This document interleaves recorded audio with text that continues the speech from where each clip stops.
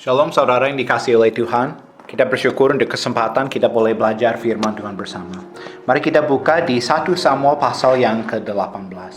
Saudara, di pasal ini kita melihat bahwa Daud barusan mengalahkan Goliat dan membawa kemenangan untuk seluruh umat Israel. Saudara, kita melihat di dalam pasal ini Daud mulai ditinggikan oleh Allah sebagai penggenapan bahwa Daud akan menjadi raja dan sudah diurapi di pasal 16 sebelumnya. Saudara, kita akan melihat 3 orang yang berbeda di dalam pasal ini dan apa yang kita bisa mempelajari dari mereka dalam kehidupan sehari-hari kita. Pertama, kita akan lihat Raja Saul, saudara. Raja Saul sering memegang tombak sebagai tanda bahwa dia yang memegang kuasa.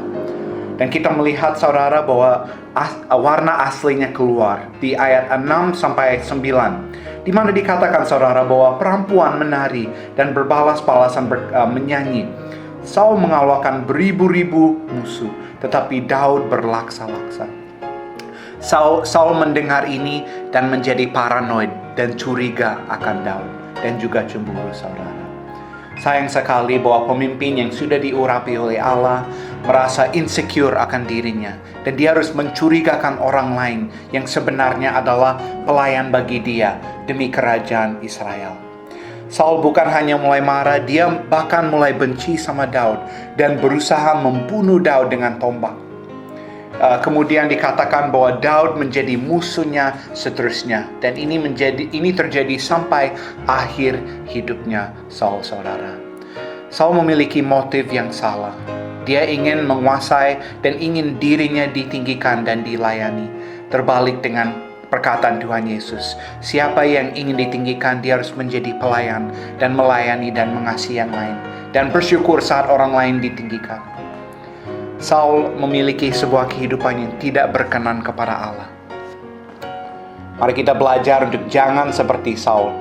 Kedua adalah kita akan melihat tokoh Yonatan, anak pertama dari Saul. Yonatan adalah orang yang next in line untuk menjadi raja sesudah Saul turun. Tetapi Yonatan ini mengasihi Allah dengan hati yang sungguh-sungguh. Yonatan mendengar tentang kesaksian dari Daud dan hati Daud, bahwa Daud adalah orang yang mengasihi Allah dan juga komit untuk memuliakan Allah dan percaya kepada Allah.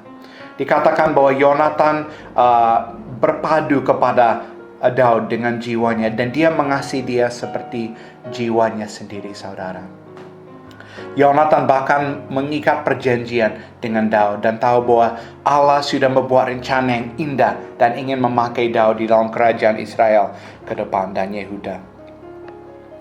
Yonatan ini mestinya Yonatan yang cemburu, bukan Raja Saul. Karena persaingan satu umur adalah Daud. Tapi karena Yonatan mengasihi Allah dan dia komit untuk mengasihi Allah dan ikut rencana Allah, sehingga dia tidak cemburu kepada Daud, saudara.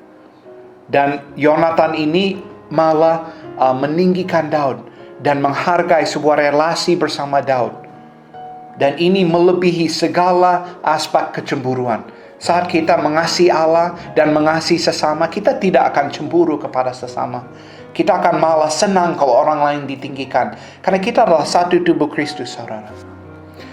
Tokoh terakhir yang kita akan melihat di dalam pasal ini adalah tentu Raja Daud. Yang waktu ini sudah diurapi. Tapi belum dia duduk di atas takhta. Soalnya Raja Saul masih di atas takhta kerajaannya. Daud baru mengalahkan Goliat. Dan Daud, saudara, berasal dari sebuah keluarga yang tidak terpandang, yang adalah petani.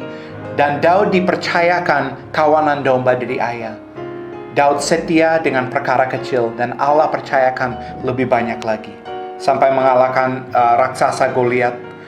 Dan dikatakan di ayat 5, Daud maju berperang dan selalu berhasil kemanapun juga Saul menyuruhnya. Sehingga Saul mengangkat dia mengepalai para prajurit. Hal ini dipandang baik oleh seluruh rakyat dan juga oleh pegawai-pegawai Saul. Saudara, Daud memiliki hati yang berkenan kepada Allah dan mengasihi Allah. Daud ini tidak mencari untung bagi dirinya sendiri, tapi dia melayani Raja Saul. Walaupun Raja Saul berusaha membunuh dia berulang-ulang kali, termasuk 2 kali dalam pasal ini. Daud tetap melayani Raja sebagai orang yang diurapi oleh Allah. Dan saudara, firman Tuhan berkata bahwa orang ditinggikan bukan dari timur, dari barat, bukan dari padang gurun datangnya peninggian, tetapi Allah adalah hakim. Dia merendahkan satu dan satu ditinggikan. Nah, saudara berada di mana hari ini? Apakah saudara seperti Saul yang gampang curiga, cemburu kepada orang lain yang ditinggikan, yang diberkati? Mari kita belajar untuk sadar bahwa Tuhan in control akan hidup kita. Apapun kondisi kita hari ini secara ekonomi, secara kesehatan, dan secara keseluruhan dalam hidup kita, Tuhan pegang kendali. Dan Tuhan memakai segala sesuatu untuk mendatangkan kebaikan. Ingat bahwa kita adalah keluarga di dalam Kristus. Mari kita belajar dari Yonatan dan juga Daud, memiliki hati, mengasihi Allah dan sesama, melayani tubuh Kristus dan mengutamakan orang lain seperti diri kita sendiri. Dengan demikian, kita akan dengan berhasil menjangkau dunia ini dengan Injil Kerajaan Allah. Mari kita berdoa. Bapa dalam surga, terima kasih untuk firman-Mu yang menguatkan kami.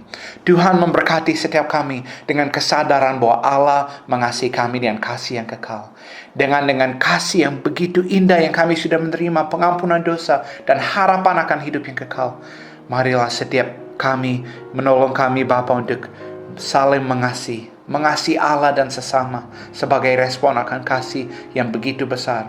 Meninggikan orang lain, memuliakan Allah, mengutamakan tubuh Kristus, maka Tuhan akan meninggikan kami sesuai dengan waktu dan rencana Allah. Terima kasih Bapa. Di dalam nama Yesus kami berdoa. Amin.